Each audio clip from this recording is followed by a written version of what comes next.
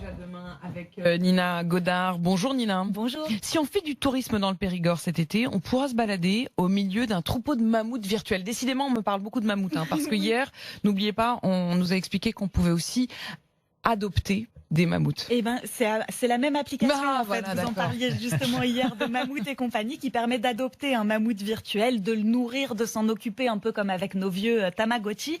En fait, cette application a été lancée cet été par le parc du Tot. C'est un parc musée sur la préhistoire qui est pas très loin des grottes de Lascaux. Et sa vocation première, c'est de permettre de visiter le parc en réalité augmentée. Vous savez, c'est cette technologie qui fait apparaître du virtuel dans le réel, à condition qu'on regarde autour de soi à travers son smartphone ou une tablette ou un casque de réalité virtuelle.